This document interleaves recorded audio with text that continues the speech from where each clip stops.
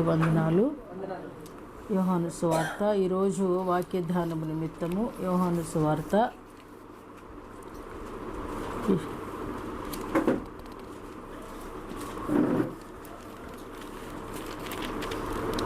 9వ అధ్యాయము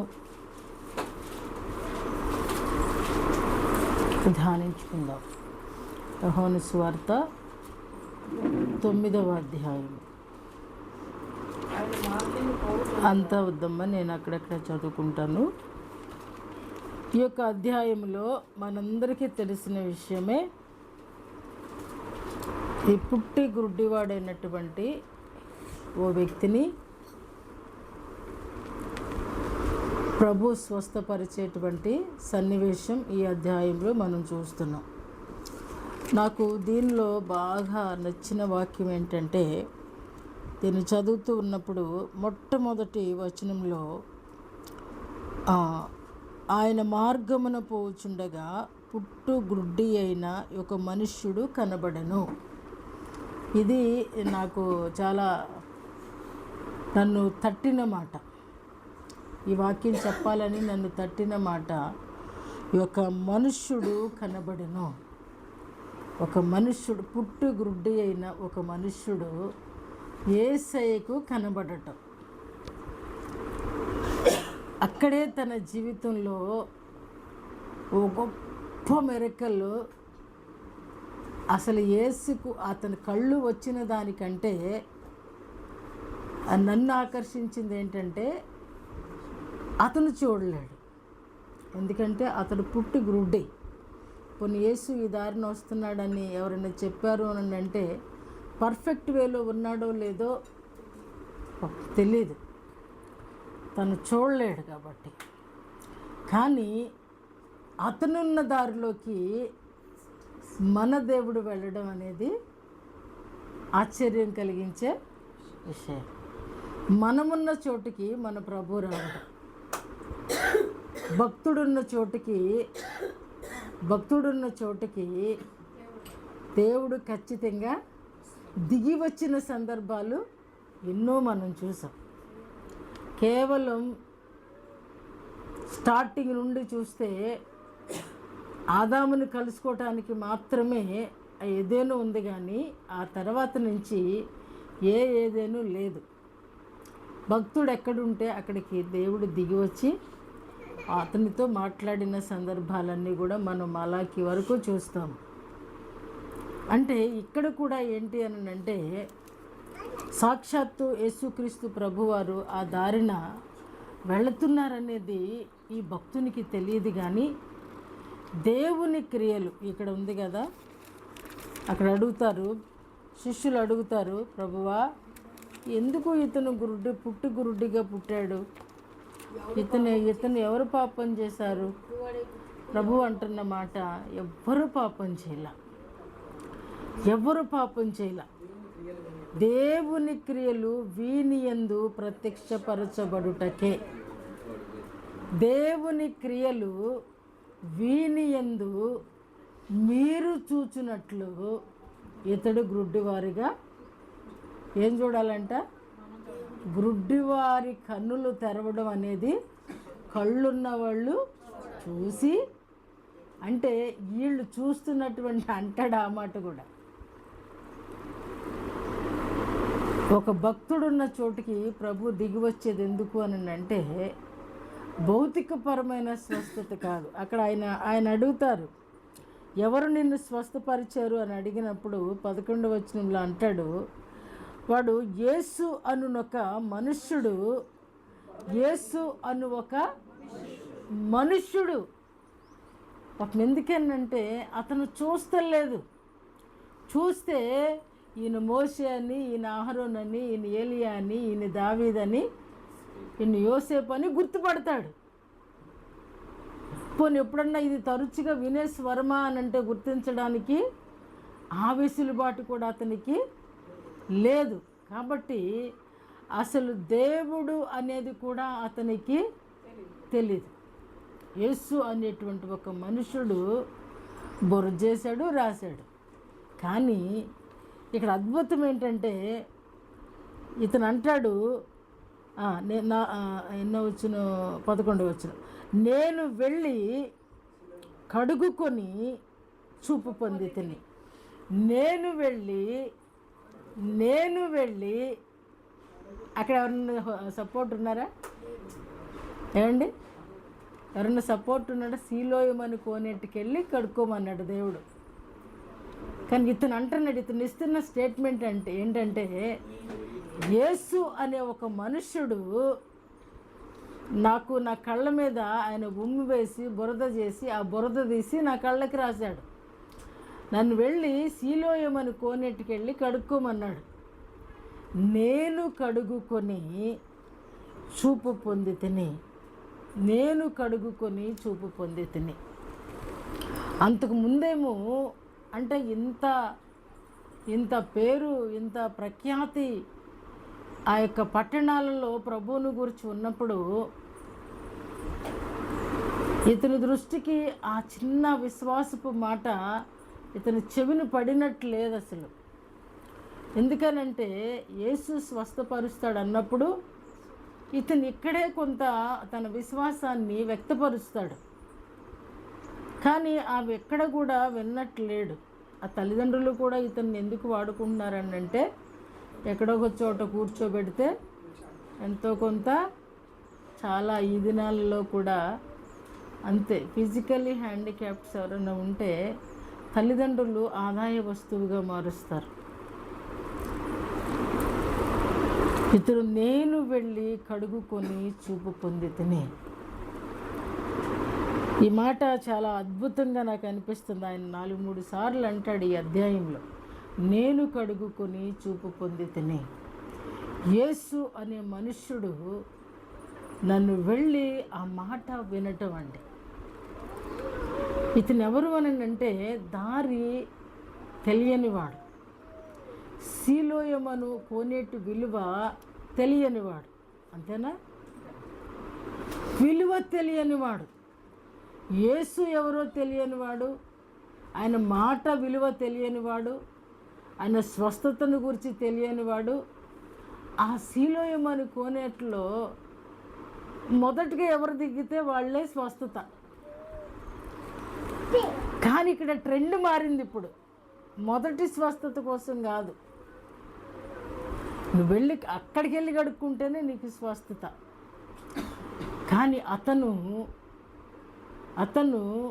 ఆ మాట విన్నాడండి. దేవుని మాట, మనుష్యుని మాట అనుకుని విన్నాడండి. నాకు మేలు కలుగుద్ది అని విశ్వసించాడండి. నా కన్నులు తెరవబడతాయి అని. అసలు సాధారణంగా మందేస్తే, కంట్లో మందేస్తే విశ్వాసం కలిగిద్ది, అంతేనా? ఓ డాక్టర్ గారు వచ్చి ఏదన్నా వైద్యం చేస్తే విశ్వాసం కలుగుద్ది. మట్టి రాస్తే ఎలా విశ్వాసం కలిగిద్దండి? మట్టి రాస్తే విశ్వాసం ఎలా కలుగుద్దండి? మట్టి రాసి కడుక్కోమంటే మనం వెళ్ళిపోతామా? ఏదన్నా డాక్టర్ వచ్చి నీకు షుగర్ తగ్గిపోద్ది, నువ్వు వెళ్ళి యోర్దాను నదిలో మునిగిరా అన్నాడు అనుకోండి, ఏమండి వెళ్ళగలమా? మన ఫెయిత్ గురించి మనం ఆలోచించాలి. ఇప్పుడు మనం వెళ్ళగలమా అంటే వెళ్ళలేం. దానికి దీనికి సంబంధం ఏంటంటే, కానీ ఇతను అంటే ఆ చూపు లేనప్పుడు అతడు అనుభవించేటువంటి శిక్ష ఎంత క్లిష్టమైనదో అతను గతించిన సంవత్సరాలన్నీ కూడా అనుభవించాడు. అంటే ఇప్పటి వరకు కూడా ఆయన దగ్గరకు వచ్చి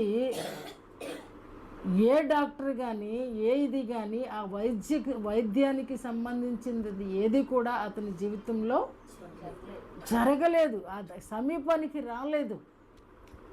మొట్టమొదటిసారి యేసు అనేటువంటి ఓ మనుష్యుడు వచ్చి కళ్ళకు బురద రాసి నువ్వు వెళ్ళి కడుగుకో అని చెప్పాడు. ఆ మాట విన్నటువంటి ఈ గుడ్డివాడు అద్భుతమైన స్వస్థత ఎక్కడుంది అని అంటే, మనం నేర్చుకునేది ఈరోజు మాట వినుట.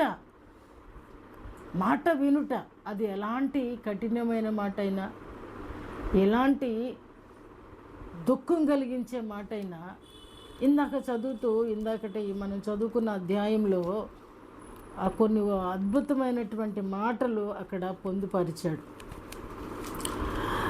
వాక్యం చదువుతూ ఉన్నప్పుడట వీళ్ళ హృదయాలలో వాళ్ళు ఏకీభవిస్తున్నారు. ఏమని? మనకు లేదులే ఈ అలవాటు, కనీసం బ్లెస్సింగ్స్ ఇచ్చేటప్పుడు 2-3 స్వరాలు మాత్రం వినబడతాయి చివరి దీవెనలో. కానీ వీళ్ళు వాక్యం చదువుతూ ఉంటేనంట ప్రతిసారి చివరిలో ఏమంటున్నారంట? కలుగునుగాక, అలాగే అగునుగాక. ఆమేన్ అనే పదం అమూల్యమైన పదం అండి. నువ్వు దీవించబడదువు గాక అంటే ఐ రిసీవ్ ఇట్ అన్నట్టు అది ఆ మాట. అవును అది నాకు దీవెన. వీళ్ళ హృదయాలు కదిలించబడ్డాయి అంటండి. వీళ్ళ హృదయాలు కదిలించబడినప్పుడు వీళ్ళందరూ కూడా ఏడవడం మొదలుపెట్టినప్పుడు ఎజ్రా అంటున్నాడు, వాక్యము విని మీరు దుఃఖపడొద్దు. ఈ మాటలు మీ దృష్టికి వచ్చినప్పుడు మీరు ఏడవద్దు. ఎందుకేనంటే ఇది మీరు ప్రతిష్ఠించుకునే దినం.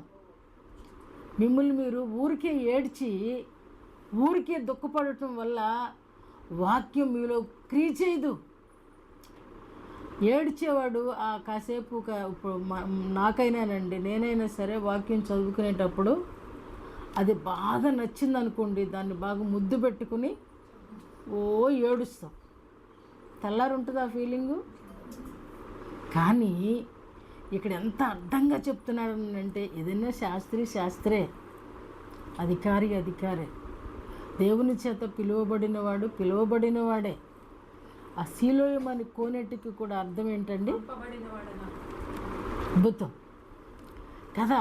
ఇక్కడ వీళ్ళు అంటున్నారు, మీరు ఇది ప్రతిష్ఠిత దినం.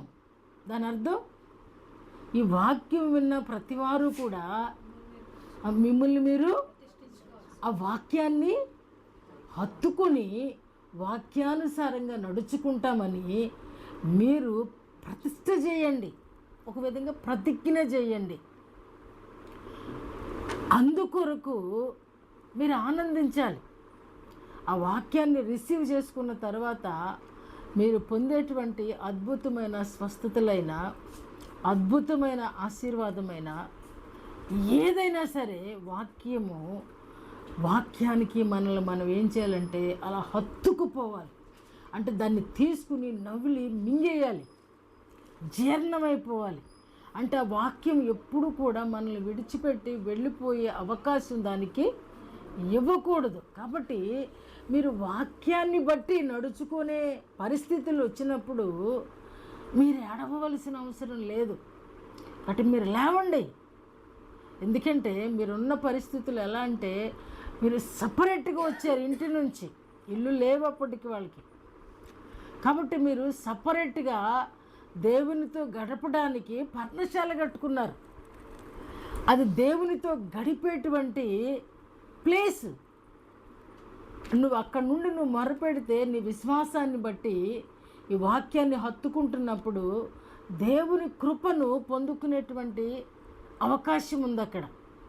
కాబట్టి ఒకరోజు కాదు, 7 దినాలు కూడా మీరు ఆ రీతిగా వాక్యం వినండి, మిమ్మల్ని మీరు ప్రతిష్ఠించుకోండి.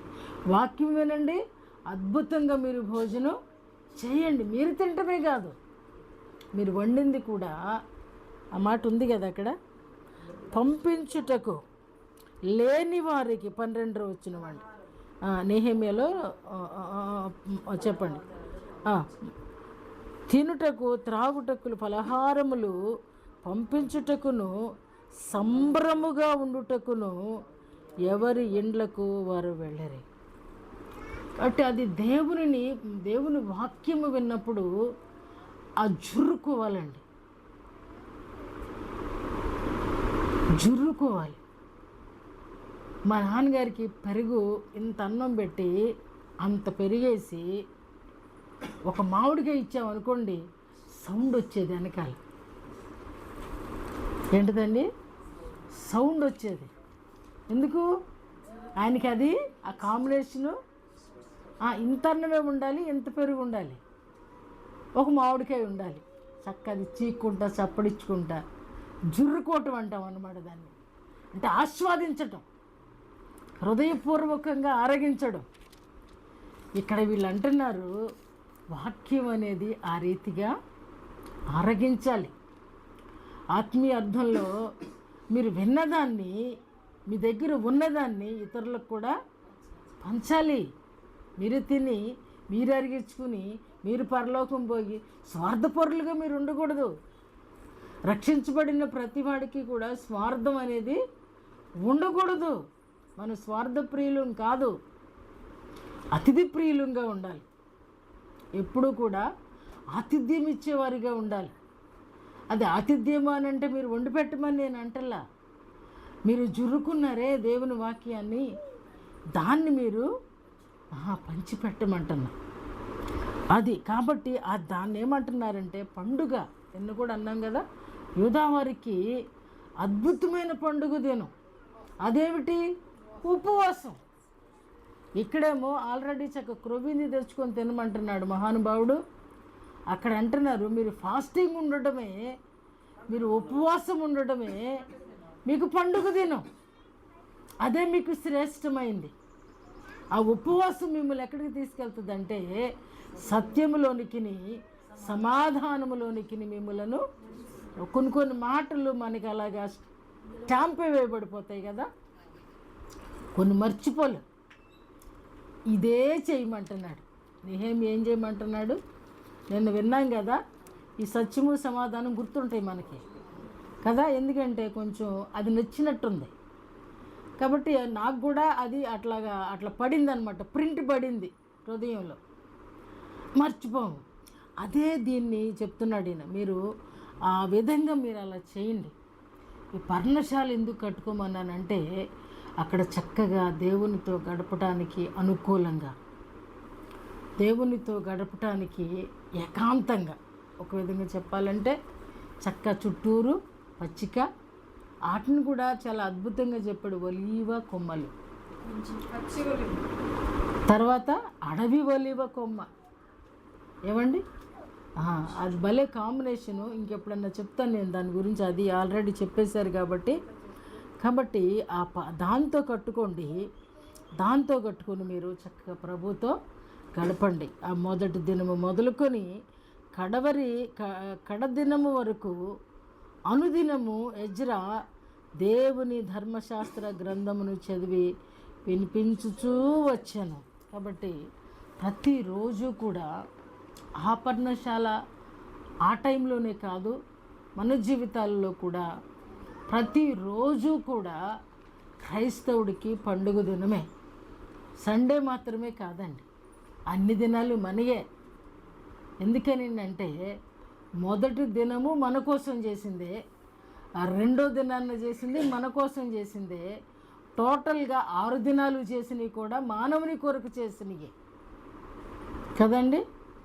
మానవుని కొరకే దేవుడు ఏది చేసినా సమస్తము మానవుని కొరకే. పశువుల కొరకు మనుషులు చేశాడంటారా? ఏమండి, మనిషి కొరకు చెట్టుని మనిషి కొరకు చేశాడా? అరే బాయ్ మీరు పూజించండి రా ఇళ్ళని. చెట్లు దేని కొరకు చేశాడండి? మన కొరకు, ఫలాలు అనుభవించడం కొరకు.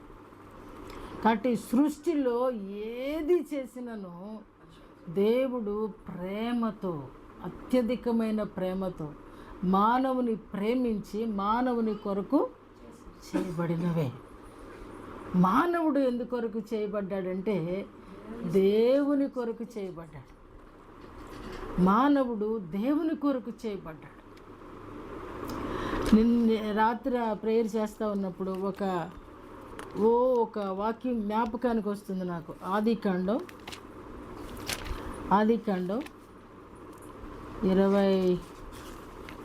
26వ అధ్యాయమా 25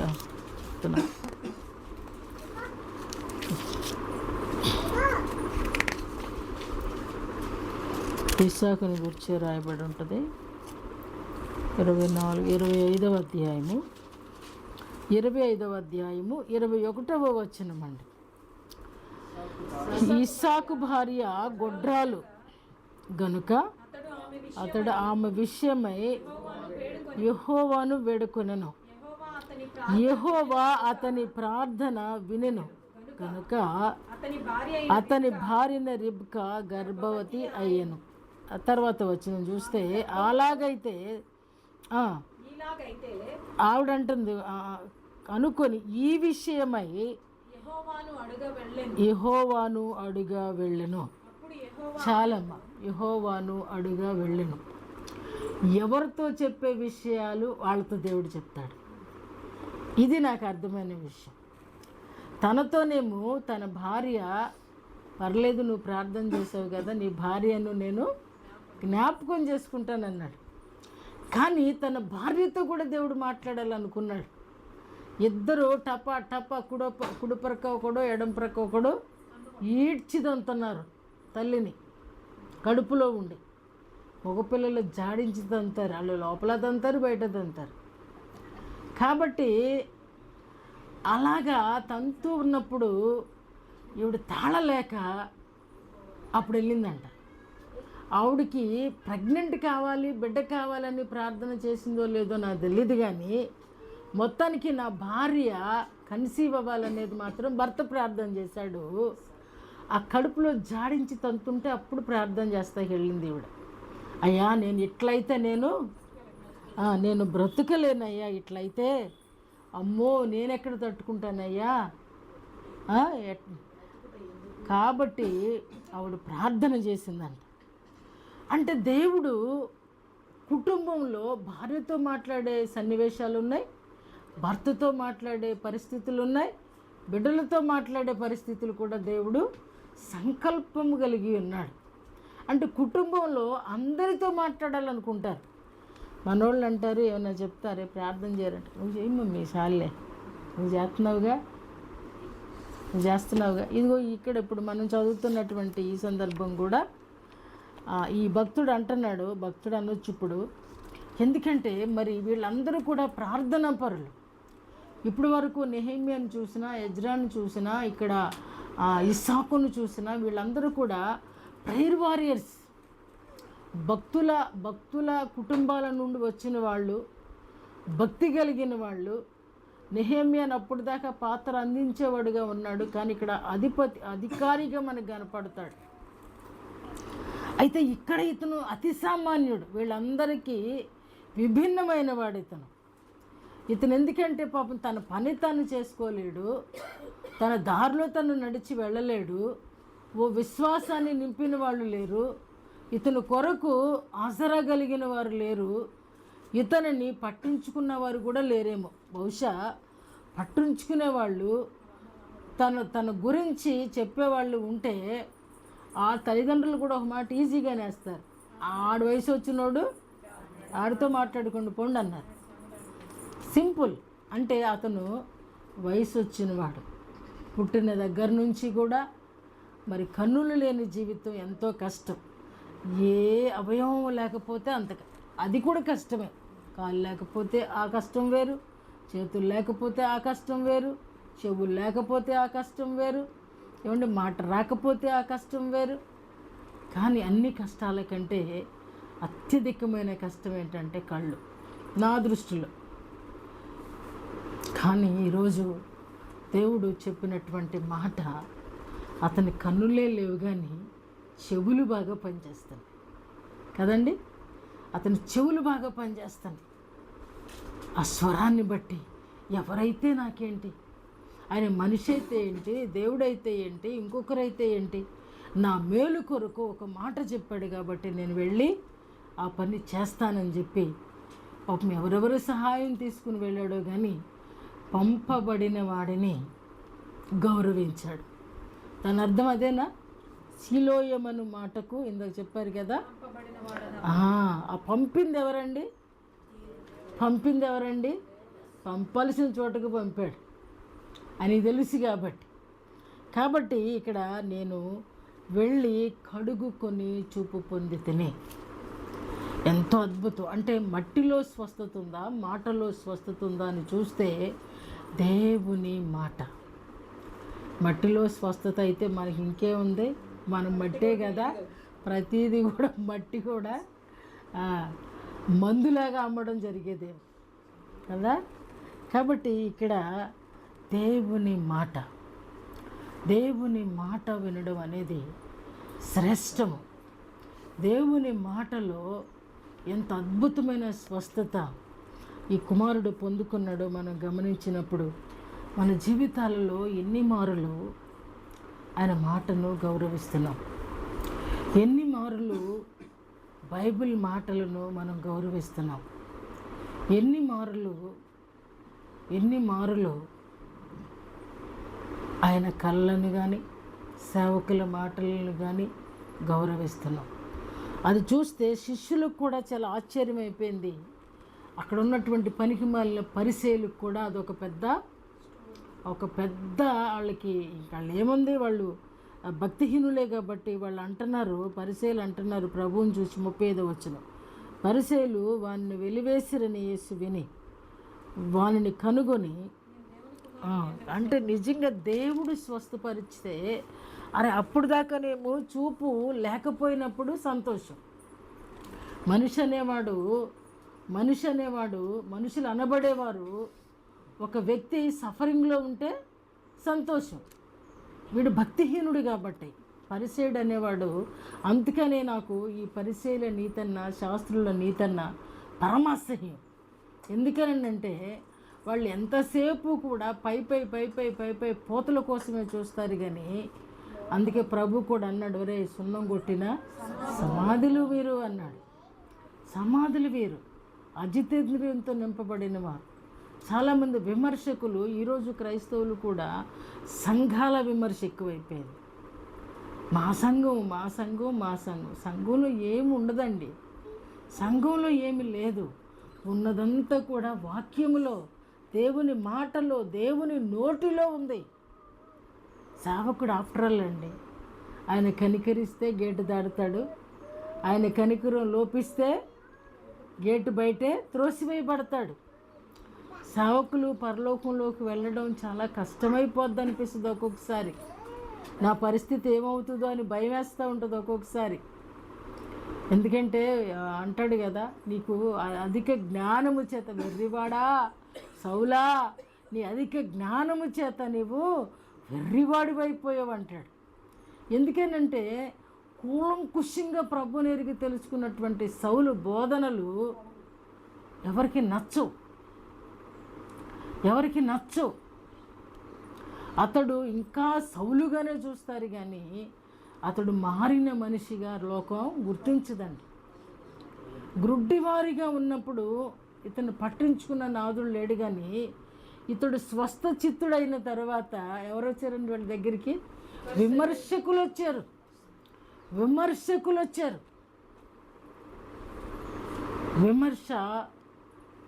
ప్రతి విమర్శ అనేది మనకు సంబంధించినవి కాదండి. అవమానం అనేది మన మాటలు కాదు. అవన్నీ కూడా విరోధి మాటలు, అసంస్కారి మాటలు. ఈ పరిశీలన నీతి కూడా అలాంటిదే. అరే అతను వెలివేయబడ్డవాడినేమో దేవుడు కనికరపడి అతనికి ఒక లైఫ్ ఇస్తే, లైఫ్ ఉన్నటువంటి వ్యక్తిని ఏం చేశారండి వీళ్ళు? వెలివేశారు. ఊర్లో ఉండకుండా కట్టడి చేసి అంటే ఆనాటి నుంచి ఈనాటి వరకు క్రైస్తవుడు నలపబడుతూనే ఉన్నాడు. దేవుని అంగీకరించిన ప్రతి వారు కూడా నలపబడుతూనే ఉన్నారు. వాళ్ళు వెలివేసిన తర్వాత కానీ ఇక్కడ ఈయనకి అర్థమైంది చూడండి. ప్రభు వచ్చి అతనితో మాట్లాడిన తర్వాత దేవుని ప్రత్యక్షత పొందిన తర్వాత అతడు అంటున్న మాట 37, యేసు నీవు ఆయనను చూచుచున్నావు, నీతో మాట్లాడుచున్నవాడు ఆయనే అనెను. అంతటివాడు ప్రభువా, ఏం కేకేశాడండి. ఆ మాట చదివినప్పుడే నాకు కళ్ళల్లో నీళ్ళు వచ్చేసినాయి. ప్రభువా, అంతకుముందు ఏమన్నాడండి?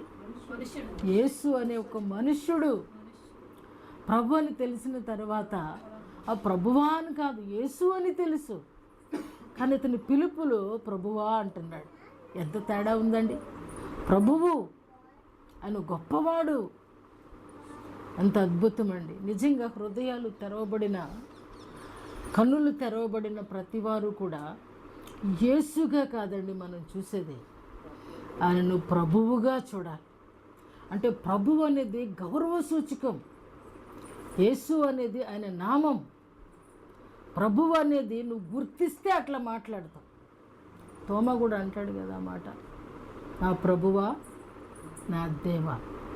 నా ప్రభువా ఎప్పుడు అన్నాడు తోమ? చూడవయ్యా నా గాయాలు, ఇది చూడు, నా చేతిలో కాదో చూడు, ఇవి నిజంగా నేను పొందిన గాయాలో కాదో చూడు, ఇది ఉన్నారా నా డొక్కును చూడు అన్నప్పుడు, అప్పుడు దాకా తోమ యేసుగానే చూచాడు. యేసులో కూడా రక్షకుడు ఉన్నాడు అనేది గమనించలేకపోయాడు.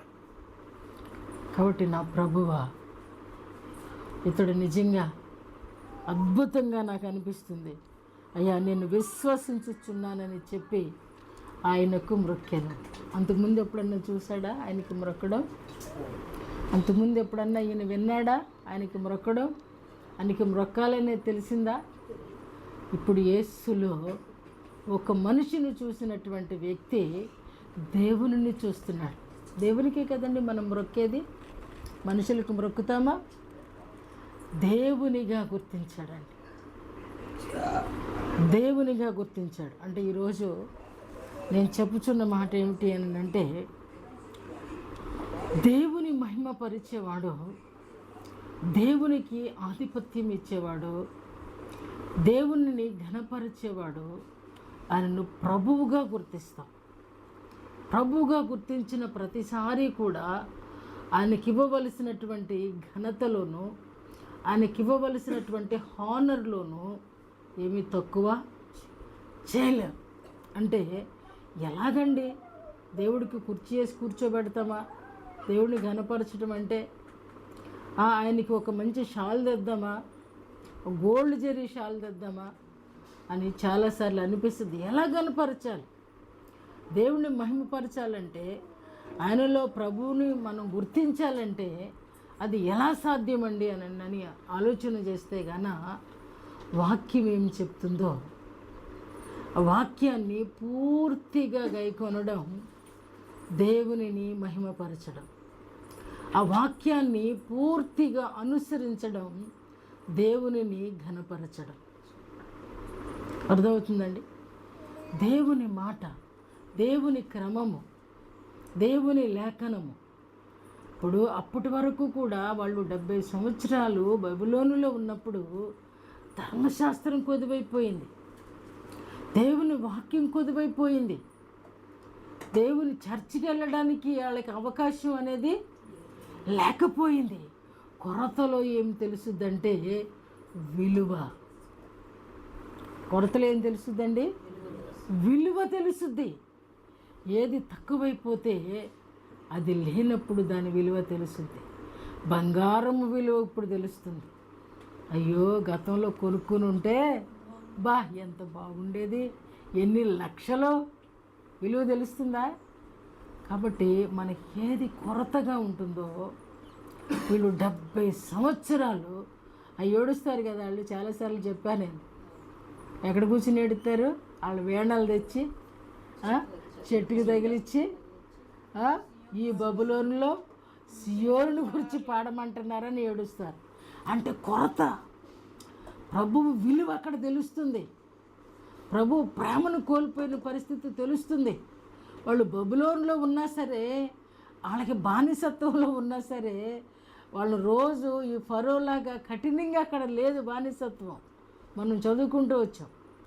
అయినప్పటికీ వాళ్ళకి కొరత ఏమిటో అనేది, కాబట్టి అక్కడ కొరత ఉంది కాబట్టి దేవుని కలిగి ఉండి తిరిగి వాళ్ళ సొంత ప్రాంతానికి వచ్చినప్పుడు మొట్టమొదటి పని ప్రభు పని వాళ్ళు చేయడానికి సంసిద్ధత కలిగి, సుముఖత కలిగి, వారు కొన్నది కూడా తెచ్చి అక్కడ ఇచ్చి వాళ్ళు ఉచితంగా పని చేశారండి. చూసారా? కొరత అనేది, ఆ విలువ తెలుసుకోవడానికి దేవుడు ఇస్తున్నాడు. అంటే ఇప్పుడు ఆ కొరతలో ఆరోగ్యం కూడా వస్తుందా, రావట్లేదా? కొరతలో ఆరోగ్యం కూడా వస్తుంది. ఎప్పుడు అనారోగ్యం వస్తుందో అప్పుడు అనిపిస్తుంది, ముందు జాగ్రత్త పడితే బాగుండేది, తినకుండా ఉంటే బాగుండేది, తాగకుండా ఉంటే బాగుండేది, వెళ్ళకుండా ఉంటే బాగుండేది, దేవుడు చెప్పినట్టు వింటే. ఎప్పుడు కూడా అయిపోయిన తర్వాతే మానవుడికి పనిష్మెంట్లోనే కలిగిద్దండి. ఆ పనిష్మెంట్ ఎందుకు వరకు అని అంటే దేవుని మహిమ కొరకు, దేవుని మహిమ కొరకు. మొదటి మాట, ప్రభు చూచే చోట అతడు ఉండటం అతని జీవితంలో మొదటి మెట్టు అయితే, రెండవది అతని తల్లిదండ్రులను బట్టి అతని బట్టి కాదు, కానీ ఆ పుట్టి గురుడితనం ఎందుకు వచ్చింది అని అంటే దేవుడే అతనికి స్వయంగా, ఎంత గనుడండి, దేవుడు అతన్ని ముట్టుకున్నాడు. రెండోసారి అతను వెలివేశారంటే వెళ్ళాడు. ఎంత ఎంత అదృష్టవంతుడు. గురుడితనం అనేది, అవుటితనం అనేది అతనికి అదృష్టం. ఎందుకనంటే ప్రభువు అంగీకారము, ప్రభువుగా గుర్తించేటువంటి పరిస్థితి అతని జీవితానికి దేవుడు తన తల్లి గర్భములోనే దేవుడు ఒక విధంగా దేవుడు అనుగ్రహించినటువంటి ఆత్మీయ ఆశీర్వాదం. ఆత్మీయ ఆశీర్వాదం పొందుకోవడానికి అవుటితనం అనేది ఒక మెట్టు అయ్యింది ఇతనికి. అవునా? ఒప్పుకుంటారా, ఒప్పుకోలేరా? అవుటితనం అనేది ఒక మెట్టు అయిందండి. మనకి కూడా మన జీవితాల్లో పాపం శారద గారు బాధపడుతున్నారు. నెంబర్ 1 స్కూల్ వదిలిపెట్టి లీస్ట్ నుంచి లాస్ట్లో ఉన్న స్కూల్కి వెళ్ళాను. దేవుడు అంటున్నాడు, దేవుడు ఏమంటున్నాడంటే మనల్ని తీసుకెళ్ళేది ఎందుకు అని అంటే పరిస్థితులను బాగు చేయడానికి. మన ఒక యోసేపుని తీసుకెళ్ళింది ఎందుకు అని అంటే వాళ్ళ అన్నదమ్ముల కోసం. తన్ని తరిమేసినా సరే అన్నదమ్ములు, ఎందుకనంటే ఇజ్రాయేలు సంతానం. ఇజ్రాయేలు కరువులో నశించిపోవటం దేవుని చిత్తము కాదు కాదు. ఆయన అక్కడ రాజుగా ఉంటేనే వీళ్ళకి సర్వ సమృద్ధి. అక్కడ భూములు కొనేసుకున్నారంటే వెళ్ళి వీళ్ళు కూడా ఆ విధంగా ఉంటుందండి. ఎందుకనంటే ఒక నష్టము, ఆ నష్టము వెంబడి మేలు. పెద్దలు చెప్తారు కదా, కీడు వెంట మేలు. అలాంటి శాంతి బాగా తెలుసు. కాబట్టి ఒక కీడు మేలు కొరకే.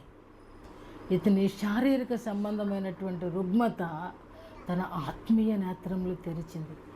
ఆత్మీయ నేత్రములు తెరవబడినటువంటి వ్యక్తి ప్రభువును చూస్తున్నాడు. శరీర నేత్రాలు కలిగినటువంటి వ్యక్తులు ప్రభువును కించపరుస్తున్నారు. ఎంతో దుఃఖకరం కదా. ఈరోజు మనం కూడా ఈ శారీరక నేత్రాలు కలిగి ఉండి ఆత్మీయ నేత్రాలు తెరవబడకపోతే మనము కూడా పరిశీల నీతిని పోలిన వారమే, పరిశీల లెక్కలో చేర్చబడిన వారమే ఉంటాం. ఇందుకొరకు దేవుడు మనల్ని సృజించలేదు. శాస్త్రుల్లాగా, పరిశీలలాగా, సున్నం కొట్టిన గోడల్లాగా, సమాధుల్లాగా ఉండడం దేవుని చిత్తం అనేది కాదు. యేసుని పంపించింది ఎందుకు అనంటే ఆ పంపబడిన వాడు మనను కూడా విమోచించడానికే తండ్రి తన కుమారుని మన కొరకు పంపించాడు. అదే ఈ సీలోయమను కోనేరు. ఈ కోనేరు దేవుని సంఘము, దేవుని సంఘము.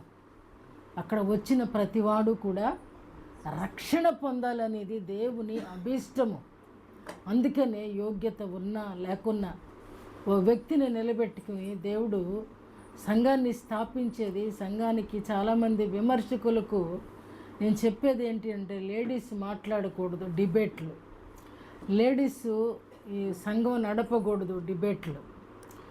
సంఘం ఎక్కడుందండి? ఆది సంఘాలు చర్చెస్ కట్టేసి ఉన్నాయండి. ఆకుల్లా ప్రిస్కిల్లా ఇంటికి ఎవరు వెళ్ళేవాళ్ళండి? సంఘం ఉంది అక్కడ. పేతురు వెళ్ళేవాడు. మార్కు తల్లి మాంచిల్లు కట్టేసి ఉంచింది. దేవుడికి తెలుసు అక్కడికి దిగి వస్తాడని. ఏమండి?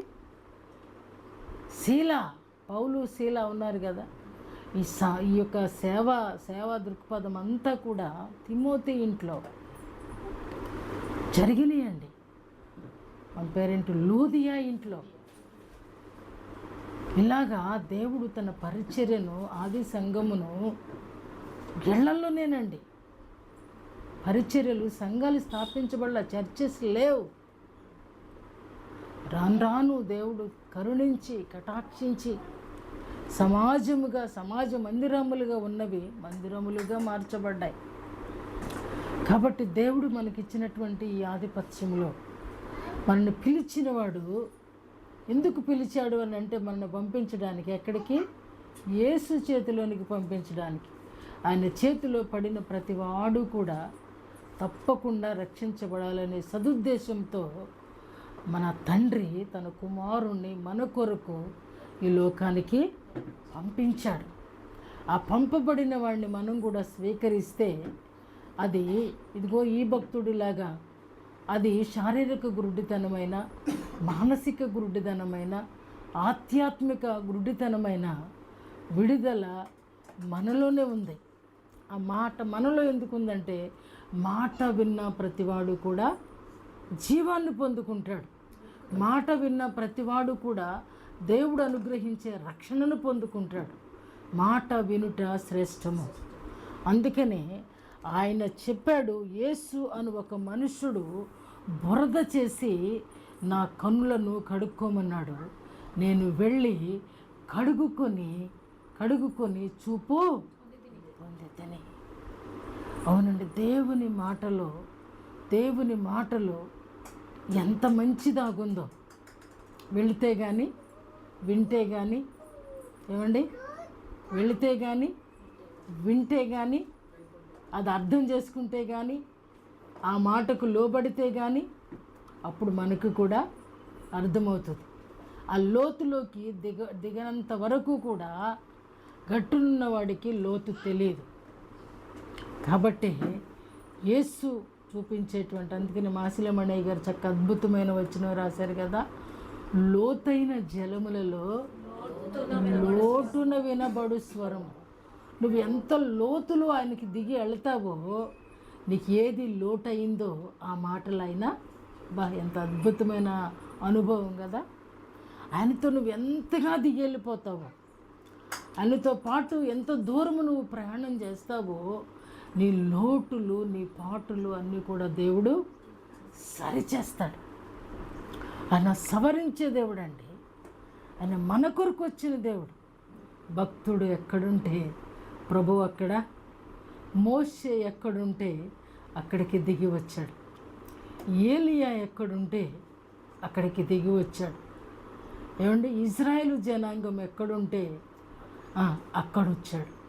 వాళ్ళతో పాటంట సైన్యము ముందున్నాడంట, వెనకున్నాడంట. ఎంత అద్భుతం అండి, ఎంత అద్భుతం. కాబట్టి ఆయన మనల్ని అంటున్నాడు, నీ ముందును నీ వెనకను నేను ఆవరించి ఉన్నాను. ఆయనకి భేదం లేదండి. వాళ్ళు యాకోబు సంతానం, యాకోబు చాలా గొప్పోడు, అబ్రహాము చాలా గొప్పోడు, ఇసాకు చాలా మంచోడు. కాబట్టి వీళ్ళ పిల్లల్ని నేను ముందు వెనక చూడాలనేది ఆయనకి లేదు. ఈరోజు మనము కూడా ఆయన రక్తము చేత విమోచించబడిన వారము కనుక మన చుట్టూరు కూడా ఆయన ఆవరించి ఉన్నాడు. ఇది సత్యము. కాబట్టి ఆయన మాట విను. ఆయన ఎక్కడికి వెళ్ళమంటున్నాడో వెళ్ళు. ఆయన మాట లేకుండా ఎక్కడికి వెళ్ళినా, ఏది చేసినా అది ఫలాన్ని మనము పొందలేం. కాబట్టి ఇజ్రాయేలు ప్రజలు ఏ రీతిగా ఎజ్రా గారి మాటలు విని, ఆ మాటల ప్రకారము వాళ్ళు చక్కగా లోబడి వాటిని అంగీకరించి వారిని ప్రతిష్ఠించుకొని ఒక వారం దినాలు దేవుని చెంతకి గడిపి తర్వాత వాళ్ళందరూ కూడా ఒక సంఘముగా కూడుకొని ప్రభువుని ఆరాధించటం అద్భుతం. కాబట్టి వారం అంతా కూడా మన పనిపాట్లన్నీ చేసుకుని ఆదివారం మాత్రమే వచ్చి నేను ఆరాధిస్తానంటే నువ్వు కనెక్ట్ అవ్వడానికి ఈ 2.5 గంటలు సరిపోదు. ప్రతి పూట తినే మనం ఆలస్యమైతే దడొచ్చేస్తుంది, ఆలస్యమైతే కళ్ళు తిరిగిపోతాయి నాకైతే. మరి అలాంటిది మన శరీరము కొరకు 3 పూట్ల ప్రయాసపడుతూ చెమట ఓరుస్తూ చెమట పట్టిన తింటాం మాను. మొన్న నేను చిన్న క్లిప్ చూశాను. ఆ చెమట పట్టిందంటేనంట మూతికి ముక్కుకి మనసు చెప్తుందంట, మైండ్ చెప్తుందంట, అరే నీకు సరిపోయింది ఇక మానేయమని. నేను గమనించే మొదటి ముద్దుకే నాకు చెమట పట్టింది. అంటే నాకు సరిపోయిందా మరి దడవుతుందిగా అనుకుంటున్నాను నేను. అంటే మానవుని ఇది కడుపుకి మాటలకేని పొట్టకేని సంబంధం లేదు. దీని క్రియ వేరు, మాటల క్రియలు వేరు. కానీ మన ప్రభువుది అలా కాదండి. ఆయన వెళ్ళు అన్నాడు అని అంటే అక్కడ కార్యము జరిగిపోయింది అనేది ఆయన లెక్క. ఆయన మాట తప్పడనేది ఆయన లెక్క. ఆయన మాట మారదనేది ఆయన లెక్క. ఆయన మార్పు లేనివాడు అనేది ఆయన లెక్క. మన తిక్క చొప్పున జరిగితే మనమే దేవుళ్ళం అయిపోతాం. కాబట్టి ప్రతిదీ కూడా సర్వాధికారము యేసయ్య చేతిలో ఉందంట. కాబట్టి ఆయన అవునంటే అవును, కాదంటే కాదు. కాబట్టి మనము కూడా ఆయన వారమని ఎరిగి తెలుసుకుంటూ మనము కూడా శుద్ధీకరించబడి ఆయన కృపకు పాత్రులముగా ఎంచి ఆయనను మహిమపరిచి మనము కూడా మా ప్రభువ, మా దేవ అనేటువంటి గౌరవప్రదమైన ఆ మహిమ ఆయనకు చెల్లించాలని ప్రభు పేరట హెచ్చరిక చేస్తూ ఈ మాటలను ముగిస్తున్నాను. ప్రభు తన మాటలు దీవించునుగాక. ఆమేన్.